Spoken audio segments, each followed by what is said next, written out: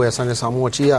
पर हाणे रशीदुद्दीन राशिद सां कुछ तिखियूं ॻाल्हियूं कंदासीं, छाकाणि त रशीदुद्दीन राशिद सां पुरानी दोस्ती आहे ऐं तिखियूं ॻाल्हियूं रशीदुद्दीन राशिद मुझे ये बताएं, देखें जुबैर मोती वाला आप ही के चैम्बर के सिंध बोर्ड ऑफ इन्वेस्टमेंट के जो हैं वो एडवाइज़र हैं और उन्होंने बड़े दौरे किए थरकोल के। आपके व्यापारियों ने तो जी इतना उसका बगल बजाया कि ये लगा कि बस जी ये चैम्बर का वफद पहुंचेगा और वहाँ से बिजली जनरेट हो जाएगी।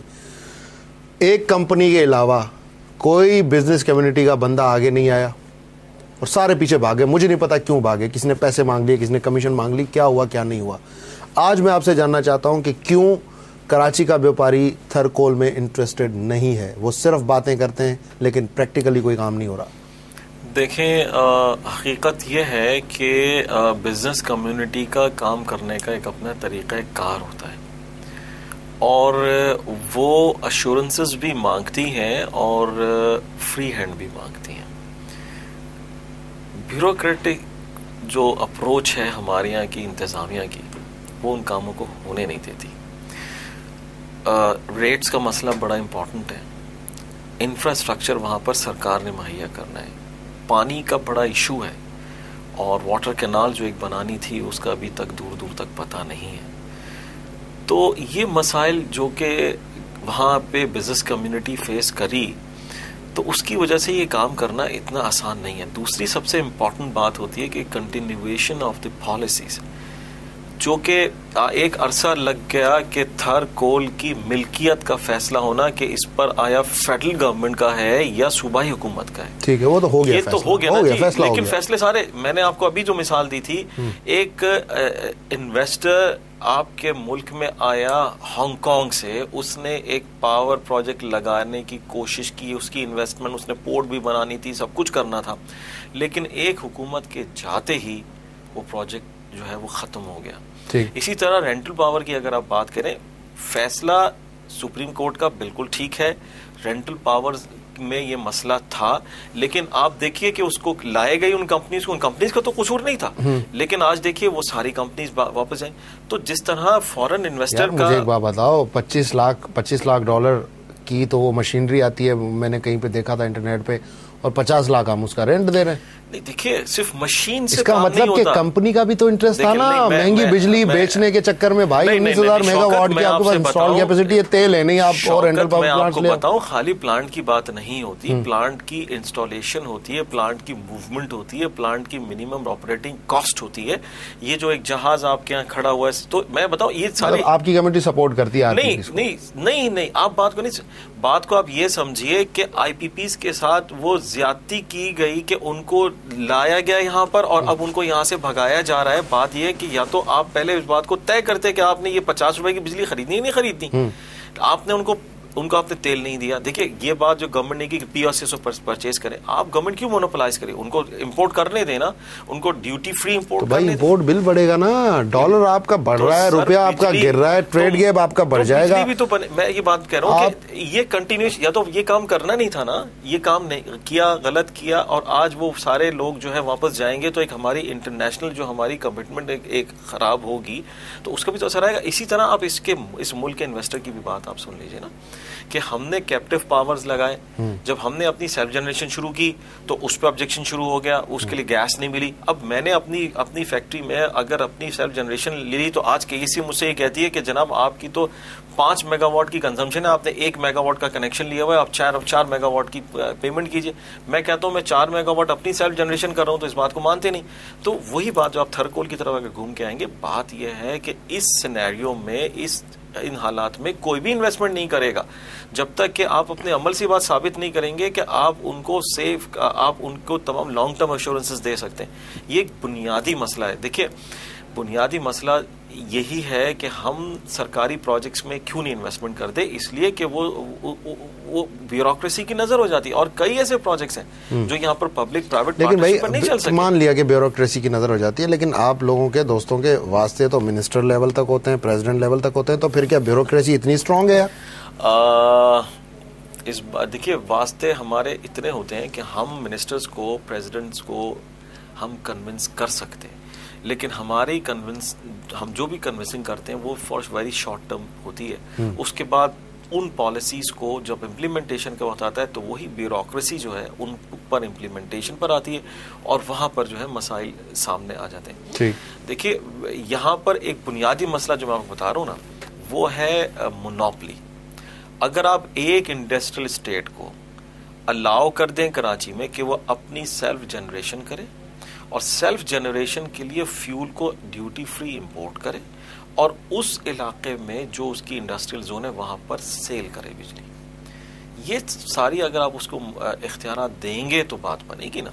अब अगर मैंने बिजली पैदा करके केएससी को देना है तो क्या ये इतना आसान है रशीदुद्दीन राशिद? जिस तरह का हमारे यहाँ इंफ्रास्ट्रक्चर का एक जाल बिछा हुआ है ना, बिजली की डिस्ट्रीब्यूशन पे फिर बात आ जाती है। देखें, इस वक्त जो कैप्टिव पावर प्लांट्स थे उनको कह दिया गया कि जी आप जनरेट करेंगे और आप नेशनल ग्रिड में ले आएंगे, ठीक है। तो आईपीपी से भी खरीद के गवर्नमेंट नेशनल ग्रिड में ले आके फिर सप्लाई करती है, डिस्ट्रीब्यूट करती है। क्या ये इतना आसान होगा? आप बात तो बहुत वाजे और बड़ी अच्छी कर रहे हैं, लेकिन फिर मैं वही सवाल करूंगा कि ये कितना प्रैक्टिकल है? बहुत आसान है। मैं आपको बताऊं, अगर उस इलाके में कोई नेटवर्क मौजूद है पावर का जो भी एग्जिस्ट कर रहा है, उसकी कोई एक रेंटल वैल्यू ले ली जाए जो कि जो मेन पावर डिस्ट्रीब्यूटर उस एरिया का है उसको दे दी जाए। ठीक। पोर्ट कासिम इंडस्ट्रियल स्टेट की मैं आपको मिसाल देखिए, मैं आपको मिसाल देके बता रहा हूँ। पोर्ट कासिम इंडस्ट्रियल स्टेट के सिर्फ 10% एरिया में सिर्फ पावर का मदर केबल्स है, नेटवर्क ही नहीं है। उसको आप एक एग्जाम्पल बना सकते हैं कि कोई कंपनी आए, फ्यूल इंपोर्ट करे, लगाए वहां पर पावर प्लांट, उस इंडस्ट्रियल स्टेट को दे।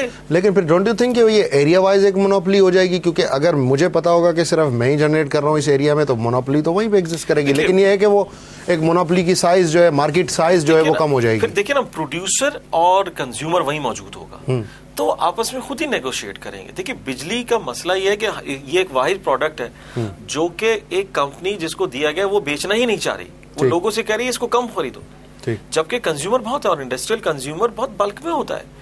ये कोई अछूती सी बात नहीं है, वो बिजली बनाएंगे और बिजली लेने वाले मौजूद। चले, वेरी लास्ट पॉइंट अगर मैं आपसे ये जानना चाहूँ कि how will you sum up this energy conference? क्या ये कौम का वक्त ज़ाया किया गया, कौम का पैसा ज़ाया किया गया, या फिर इसमें से हम कोई 1-2% या कुछ उम्मीदें लगा सकते हैं?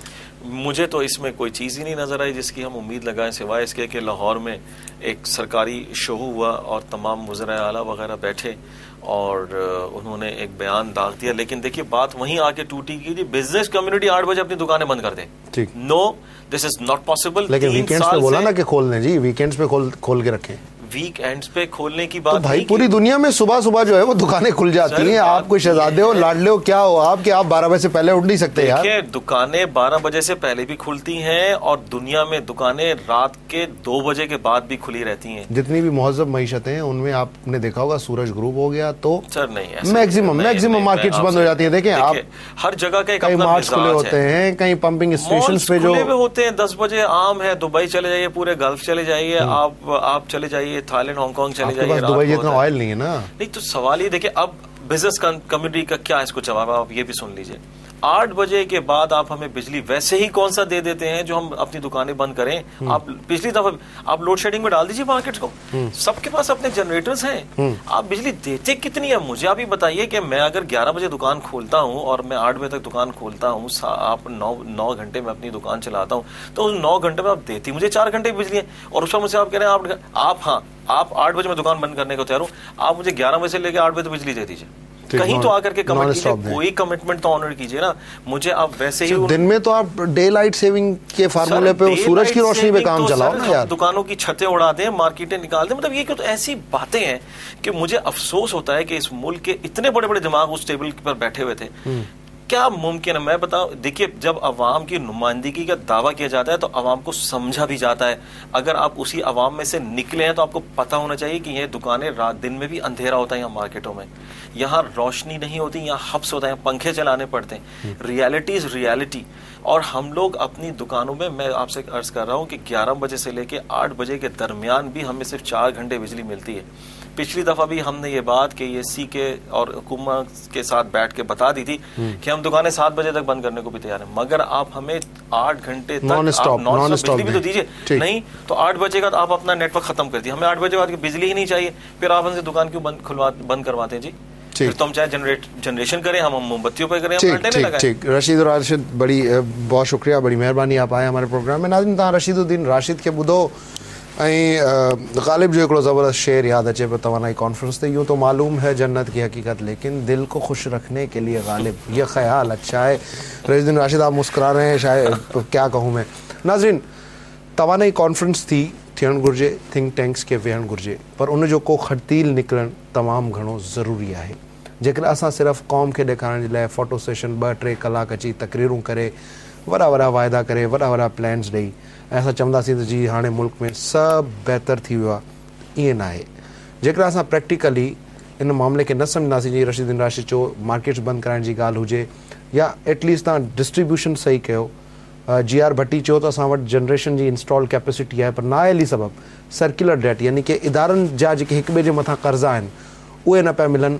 इदारा फ़ाइदो बि कमाइनि पिया, इदारा रिकवरियूं बि कनि पिया, इदारा जेके बिजली चोरी थिए पई, जेके बिल्स न पिया जेके रिकवर थी सघनि उते बिजली कटे बि रहिया आहिनि। चोरी जी बिजली जो जेको ओवरऑल खुमियाज़ो आहे उन्हनि बिल पे कंदड़नि जे बिल्स में एडजस्ट बि थी रहियो आहे।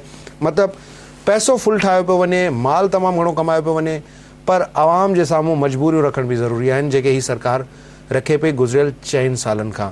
असां वटि हल बि मौजूदु आहिनि, असां वटि थिंक टैंक्स बि मौजूदु आहिनि, असां वटि आइडियाज़ बि मौजूदु आहिनि, असां वटि रिसोर्सिस बि मौजूदु आहिनि। यानी कि अलाह जो ॾिनो सभु कुझु आहे। जेकॾहिं न आहे त उहा क़यादत न आहे, उहे हुक्मरान न आहिनि जेके सीरियस थी सोचनि। बसि हाणे हिकिड़ो ॿियो शेर बि ज़हन में अचेव ऐं चवणु न चाहींदुसि, तिखियूं ॻाल्हियूं में एतिरो ई। शौक़त ज़दारी ॾींदा इजाज़त, अला भाई।